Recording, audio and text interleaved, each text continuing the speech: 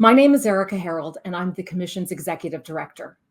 I now have the honor of welcoming to the Future is Now stage, Jazz Hampton. Jazz went from practicing at a national mid-sized law firm to co-founding TurnSignl, a tech company that provides drivers who are in roadside incidents with real-time guidance from an attorney. Jazz is TurnSignl's CEO and General Counsel, and we're thrilled he's joining us today for a virtual fireside chat. So please make sure to put any questions you may have for him in the chat. Welcome, Jazz. Thanks for having me. I appreciate it. Thrilled to be here. Thank you. So could you briefly describe what the TurnSignl app is and how it works?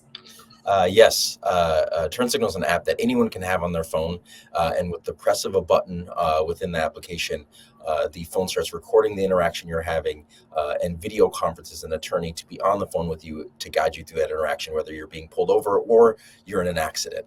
And so that attorney will show up on the phone, can see what you are seeing and help guide you through it as the phone is mounted on your dashboard. And that is what we started just over 3.5 years ago here in the state of Minnesota, and now serving anyone who needs it at a moment's notice across the country in the United States. That's a very impressive reach. And so when a driver uses the app, what type of lawyer are they connected to and what kind of guidance are they receiving? Yeah, so when you press that button, you're connecting to an attorney who practices that type of law. So if you are being pulled over, it is someone with a long history of criminal law experience.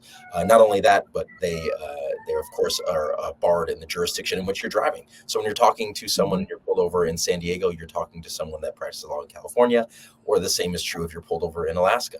That's really important because what kind of guidance can be given to be helpful in that situation is really, of course, jurisdictional dependent. So that's really important. That's the type of lawyer that you're talking to in that moment. And then the same is true if you've been in an accident and don't know what to do. You can connect with a lawyer that practices law in that jurisdiction, can help just give you general guidance. A lot of TikTok videos will tell you what to do when you're getting pulled over or when you're in an accident. Can't trust TikTok. But it's incredibly difficult to not only trust that, but to remember it in that moment, right? And so we're here to provide that in real time for you whenever you need it.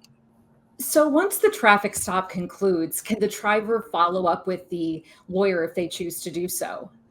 Yes. So TurnSignl, when that lawyer answers, what they know for a fact is your first and last name and the jurisdiction or area you're driving. They don't have your cell phone number, email, or anything else, nor do they have access to the video from that interaction. What we provide to the driver is 3 questions at the end. Would you like to hang up right now? Would you like to talk to an attorney further about the interaction you just had? And if you do, would you like to talk to the attorney that you worked with today? And if so, then we remove that firewall and exchange that information for those individuals. But unless that is the case, there is no way for that attorney to get in contact with that individual after the incident. I'd like to turn now a little bit into your motivation for co-founding TurnSignl. What was the catalyst for you? Yeah, so as you mentioned, I'm a recovering litigator, is what I like to say. My undergrad is actually in computer science. I then went to law school. When I was in law school here in the state of Minnesota and many other jurisdictions, you can be a certified student attorney. So I was a public defender. That's where I learned all about the topic of the day is access to justice, right? And that's where I learned all about the legal needs that so many people have that maybe are not able to reach. However, I always say I had student loans to pay back, so I went in and started in corporate law and was doing litigation for many years. And during one of those years in 2016, the tragedy of Philando Castile happened. Mm-hmm. And I remember sitting down with my brother, who had just graduated from one of our local police academies, and he's my best friend, and talking to him about what he thought of the interaction and what he thinks about when he's in training and approaching those vehicles. And then 4 years later, the tragedy of George Floyd happened just 2 miles from my house. And I had 2 friends reach out to me, 2 Black professionals. One is he has his MBA in finance. The other is a tech sales guy. And he reached out to me. They both reached out to me and said, "Hey, you're the only lawyer we know, and we're thinking about trying to make these interactions safer. And we're thinking about maybe calling a lawyer during those interactions to de-escalate the interaction. What do you think?" And I was teaching a legal class at the time, and I was mid litigation. I had a case around the corner, a trial around the corner. And I just leaped into lawyer mode, talking about all of the things that I thought could be really beneficial in that moment. And as we're all sitting in the house, if you remember, this is when we're like, people are wiping down pizza boxes when they're being with Clorox wipes, and the whole world is kind of at a standstill, especially here in Minnesota, in Minneapolis, the city I live in, because it's becoming the epicenter for this call for change. And honestly, I was on so many panels and boards with other with police officers, with other lawyers, talking about how we can build a solution. And I firmly believe that raising awareness is step one, and it's the most important step. But then the next step has to be building a solution or creating a solution. And so we started working on TurnSignl. And from the beginning, we interviewed 20 plus police officers before we even began building, to say, what do you see that we could make a part of this platform to make it as safe as possible, so that when you see a TurnSignl bumper sticker on the back of the vehicle, you'll actually believe, oh, this is going to be the safest interaction I have today. Right. And from those conversations birthed what is TurnSignl. So on the slide, we have your TurnSignl's official mission, and it focuses on the safety of all parties, the driver, the police officer, and the passengers. Why did you take such a holistic approach to safety and emphasizing that in your mission? I think one of the first things I thought about was my brother and his roommate, and Nate Polk. He's actually on the TurnSignl Foundation's board, a police officer here in Minnesota. I thought about them and what that tension that they're feeling walking up to a car, and if they could feel safer, how could we make everyone feel safer then, and how could it de-escalate the entire interaction? As you referred to, de-escalation is a cornerstone. We always say, as that last slide showed, our mission is to de-escalate, protect rights, and to get everyone home safe.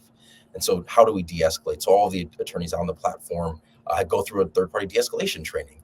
All of that was really vital, because if we're going to make sure that there's safe outcomes, everyone has to feel more safe during the interaction as well.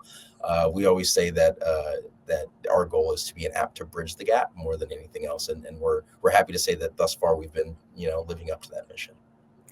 I'm very fascinated about the de-escalation training, because I know that all the TurnSignl attorneys who participate have to go through certified de-escalation training. What are some of the tips that lawyers are given for de-escalating these kind of situations? Yeah, a lot of it is looking at nonverbal cues in the interaction. A lot of it also is understanding verbal cues. But as we all know, as lawyers, getting background information is really important as well. If you can better understand that individual situation in those 3 minutes before an officer comes to the window, you can better understand how you can de-escalate that interaction. The New York Times came out with the story that Philando Castillo was pulled over 49 times in 13 years before his tragic final pullover. Maybe understanding that informs you on how you can help de-escalate the interaction, because maybe that person could justifiably feel a little frustrated that they've been pulled over that many times, right? And so identifying things like that are a key cornerstone of that de-escalation training. And the most important part, I always say, is we don't care if we deem it to be the most unconstitutional thing in the world. If an attorney is ever forced or asked by a police officer to disconnect from the line, it's a requirement. We want to ensure that safety is paramount. And so even if that does happen, of course, the phone keeps recording the interaction. But we're thankful to say, to this day, no attorney on any of our calls over the last 3+ years has been asked to get off of the line. So we're thankful for that. You mentioned you're a former litigator, or a recovering litigator, to use your words. How do you think that lawyers can put some of these de-escalation tips into their practices on a daily basis, whether it's with other clients or even opposing counsel? Yeah, I think to the same point, it all starts with understanding the folks that you're talking to, both your clients and maybe the opposing party as well, and understanding where they're coming from and why they're coming from that position. Sometimes we become such zealous advocates that we work just for the win, rather than understanding why we're working towards the win. And understanding that portion, I feel like, is incredibly important as well. And so that's what I would say, is starting by understanding why we're in this situation, and why the feelings are so maybe intense around it as well, is a really great starting point. And the next one is to remember that, in 99.99% of these cases, these are good people just in an interaction with each other. And at the end of the day, no one is trying to be evil or rude in these interactions. You just have to find a way to reach that common ground at the end of the day. Well, I'm going to go to the chat, because people are very curious. They have a lot of questions, and people seem to have some real interest here. And so I want to ask a question from Pamela Harmon. And Pamela wants to know, are TurnSignl communications attorney-client privilege? So we've got lawyers here. They're thinking about the privilege implications. So what can you tell us about that? Yeah, with prospective clients, conversations are privileged, but of course we all know the multitude of rules around that, and the it depends that comes with that, right? And so if there is a private conversation between two individuals, and you may become an attorney for them later, privilege can be deemed there. But however, as we know, this conversation often is happening with an attorney, a driver, and a police officer present, and so there's multiple parties interacting there. But of course, there's layers to when those conversations could and couldn't be privileged, and of course, jurisdictions interpret that differently as well. But that's our stance here at TurnSignl. Excellent. The next question is, I had it up. Are there bilingual options, or is that something that maybe you'll be thinking about in the future as you're expanding the app and expanding the types of people who are able to use this? It's a really great question. And uh, again, I've never been a co-founder of any company, let alone a tech company. I've only been a lawyer I went straight from undergrad to law school. And so I've never been the CEO of a tech company, but what I learned really quickly is you have a product roadmap that is 10 miles long, and you want to fly down that roadmap and get to everything, but you can't.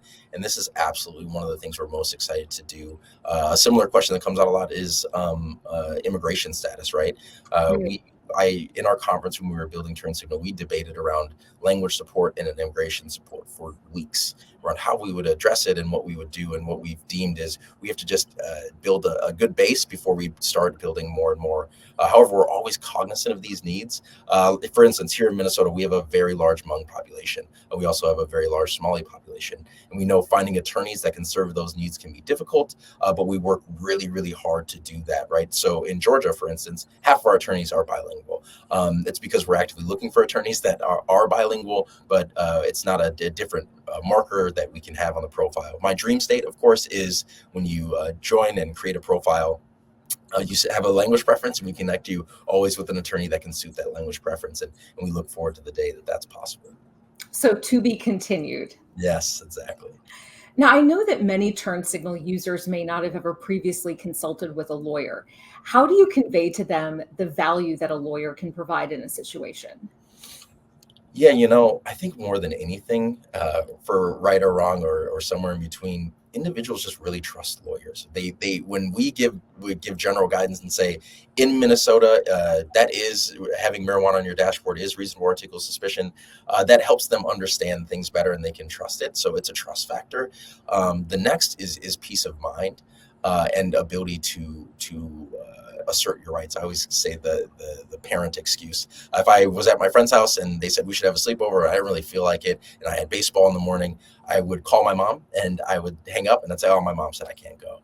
And we can kind of give that same power to the Classic. drivers in that moment, to say, "Oh, you know what? The attorney said that I shouldn't let anyone search my car unless there's probable cause. However, if there is, like, absolutely, please do, and no problem with that. It's just an ability to better understand the situation that you're in, and feel confident in that moment.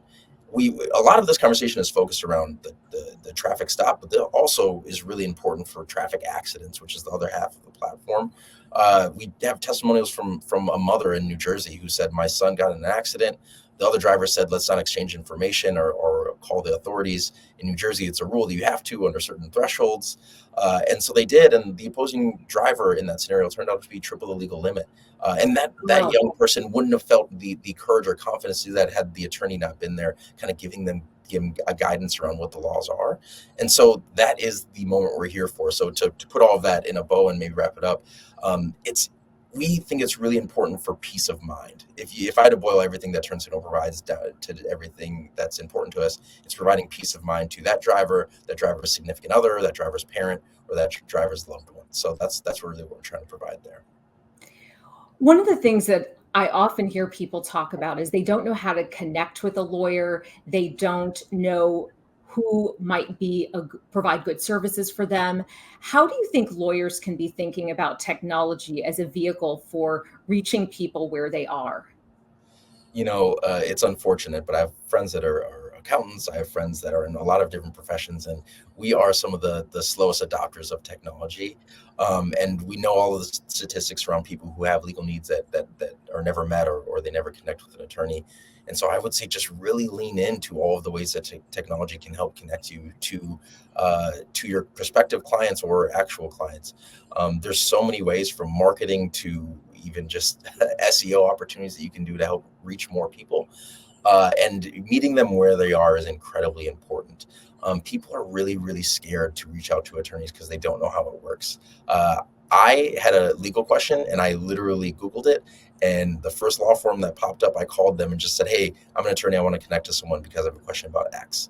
People don't have that confidence if they don't know how the legal system works. And so, any way you can use technology, whether it's new ways to find prospective clients, whether it's ways to help in pro bono spaces, I would really encourage you to do that, because I promise you, it's not because there's a lack of need, it's just a lack of an ability to reach you. One of the things that you've been able to do really well is to blend a technical background with an access to justice background, and then also sort of an entrepreneurial spirit. I talk to a lot of lawyers who tend to be sort of risk averse. They have ideas that they'd like to try. They have a vision for how they might be able to change the world, but that sense of a mortgage, the different sort of student loan bills can impede people's entrepreneurial spirit. What have you learned in your journey that you think might benefit people as they're trying to think about branching out and trying new things in their practice? Uh, the first and most important thing I would say is just marry someone who has a stable career that will support you financially. That was my first step. No, but in all actuality, I'll give two anecdotal stories about that. The first was when I decided, again in 2020, we had been to all of the peaceful protests and the marches and the candlelit vigils, and it was a sad moment in Minneapolis. And I just remember going to my wife and saying, "Hey, I know I'm up for partner next year or maybe the year after. But I think I want to quit and start a tech company with two guys that you knew from college when we were, sitting in a basement drinking beers." And and in that moment, she said, "I fully support you because I think you care so much about it and you have a passion around it that it can be successful." That was step one. And step two was I went to the managing partner of my law firm and I said, "Hi, Kyle, I'm not going to another firm, so don't worry. But I am thinking about leaving to start a tech company." And I'll never forget, he told me, "Jazz, if you sell that company in 10 years, or if it flames out and it goes nowhere in 4 months, your desk is still here." So to that, I say, you always have to ask the questions. Like, and I don't mean going and quitting jobs. I mean going to the managing partners and say, "Hey, can we cut 100 hours of our billable requirement if those are then transferred to pro bono hours? Mm. Hey, can we start using this new technology that I saw at the ABA Tech Show that could really help us in our task management systems or in our document review processes?"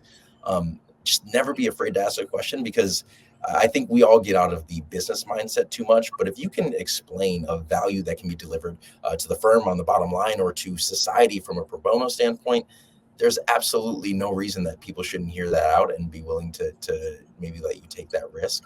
But then from a pure entrepreneurial perspective, just you can always work to get the boat close enough to the dock. Spend nights and weekends doing whatever you think is fun or interesting, and then eventually, when you think that it's safe enough to jump off, you can make the leap to that boat. That's what we did here at TurnSignl.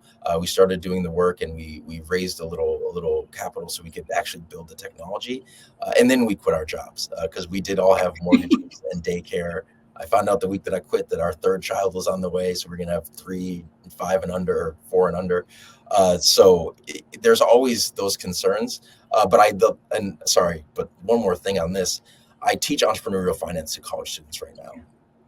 And a lot of them want to start a job or start a business when they're 23, but they have zero experience and zero knowledge of the world. We started one when we were 29, and we had so much more experience in life and professional life that we were better suited to do it. So don't think it's too late. In fact, you are probably better suited in many situations to start that entrepreneurial journey.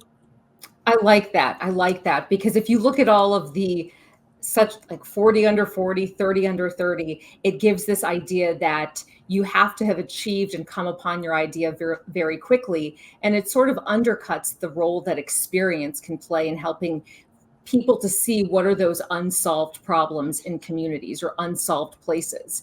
And I know a key component for access to justice is trying to find those unsolved problems. And so for people who are trying to take that next step of saying, I want to do good, I want to expand my practice, I'm not really sure who might need me, that our firm isn't currently serving. How do people go about identifying those unmet legal needs? Yeah, I think a great place, there's so many programs and opportunities. A great place to start is where you're really passionate about. It's something that you're really passionate about.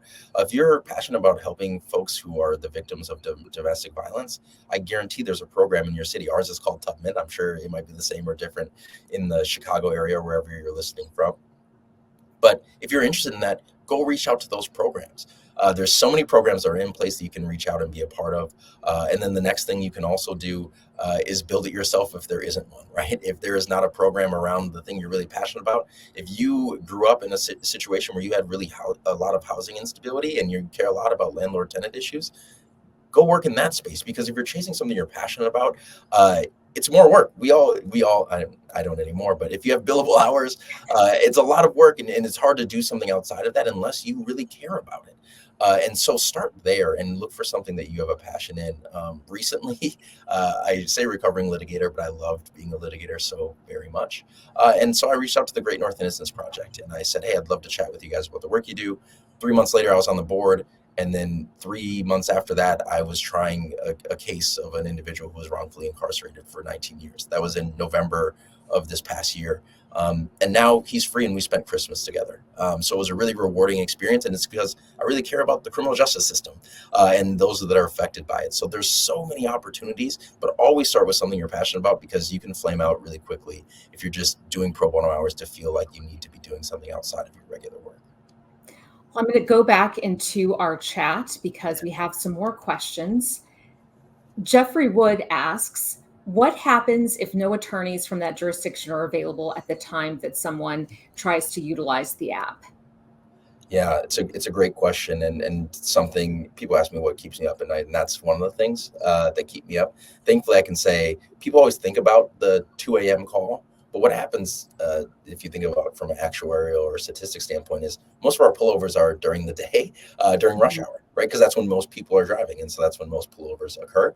But I do think about those middle of the night or off peak time hours. We have folks that are committed to being there 24/7, and if there's too many calls or something happens, the default is what would have happened if you didn't have TurnSignl. That interaction is still recorded through our app. The whole thing is being recorded, and it'll continue to say, we're working on connecting you to an attorney. That is the worst case scenario of what can happen. But at the end of the day, we still follow up with every single call within 24 hours if that were to happen. And so even if you do want to talk to an attorney about that, then recording you have will be there for you. But we're thankful to say that is not a concern as we really try to bolster our attorney network. And I should also mention, we launched in May of 2021 in the state of Minnesota. That's when we first launched our program. Then we went to Atlanta, I think like 4 months later, and then eventually California. And it took us 3 full years to go nationwide. Because it took a really long time to build that network, but it's really important to build a really sound one, because we want to give people, we want to follow through on that peace of mind that we're trying to deliver to those folks. We have another question, and this is, I think, probably a follow-up from the story you shared about the younger driver who was using the app during a traffic accident. And so the question is, how do you work with parental consent for younger users? So I could see a lot of young people would find this to be very useful because they are new drivers. They're more likely to be in accidents and less likely to understand some of the rules that may apply. Yeah, it's a great question, and this all lies within like the terms and agreements in terms of service with our platform. And so having that consent from the parents, of course, is very important. And so we work with those individuals, and we have the birthdays and all of the checks you can have within the system. The other checks and balances that I think is important for us is the financial ones. So TurnSignl is $60 a year. And you have unlimited access to it then, right? So if you're pulled over 100 times or zero, it's that $60 a year. However, hopefully it's not 100 times. Yeah, right. Well, you'd be surprised by some of the folks that are on the platform, but no, it's not. But the other thing that we do is if you make under $40,000, TurnSignl is 100% free to you. We do not charge you a penny for the services. And if Bill Gates had our service, I don't think he does. I would know. Someone on my team would tell me. But if he did, he was paying for it, he would get the exact same service as one of those individuals that is making under $40,000. That's part of our commitment to access to justice. We don't want people choosing between purchasing a gallon of milk for their family or purchasing TurnSignl for a loved one within their house. And so that is really important to us. And again, we do that through our app and verify those through questions. That's great. And so regardless of how many times people are pulled over, they have access to that service year round, and hopefully they don't have to access the app as many times. Yeah. But we have another question that deals with sort of the business side, because I think lawyers are recognizing now that the practice of law is both, it's a vocation, it's a profession, there's also the business aspect. So Richard wants to know who funds TurnSignl and pays for operations and the lawyers called upon. Yeah, so we have questions there. Yeah, so TurnSignl, we do have investors that are part of the funding of our work, and what I love is a lot of our investors really care about our mission, and so one of our investors is a venture capital group called the De-escalation Fund, and their focus is on supporting businesses and organizations that are connected to people who are incarcerated or have a loved one or a direct connection to those that are incarcerated. Those are the people that helped us fund the work that we're doing. We also have investors like Brown Venture Group that focus on investing in founders that are underrepresented in the entrepreneurial space. A lot of folks that really care about our mission, which is important to us, and then other folks who just see the mission and vision being successful. And so the other thing that I should add is, we not only do consumers have this platform, we have corporate partners that sponsor memberships as well, right? So the Minnesota Vikings sponsored memberships for those who couldn't afford it, and Blue Cross Blue Shield did a partnership with us as well. A lot of corporate partners that will help subsidize those memberships and payments as well. So yes, to be clear, because it's either free to you or you pay that annual fee, you do not pay the lawyer when you press the button. So it's not like an insurance model. There isn't a copay or anything along those lines. Every time you hit the button, it's going to be 100% free to that individual that's pressing it. I'm going to get one more question from our chat. Somebody who has a very technical question. Marcos wants to know, does the audio transmit to the car's audio or strictly the phone? They imagined the audio would be limited to the phone per the firewall that you mentioned. And so they'd like you to clarify a little bit on the technical side. Yeah, it's a great question. So it's through the phone. We do not have any in-car connectivity right now, and so that conversation is through the phone. That is going directly. And yeah, I think when I said firewall, I was maybe more so referring to the inability for the attorney to reach out to the driver, right? So if the attorney answers, they walk through the interaction. It's helpful, but the attorney, or it's an accident, is maybe a better case, and they said, "Wow, that looks like a really bad accident." But the driver doesn't want to talk to an attorney, or I should say that attorney. That lawyer does not have that person's email or phone number or any of that contact information. We don't give that to the attorney or to the driver unless the driver affirmatively requests that.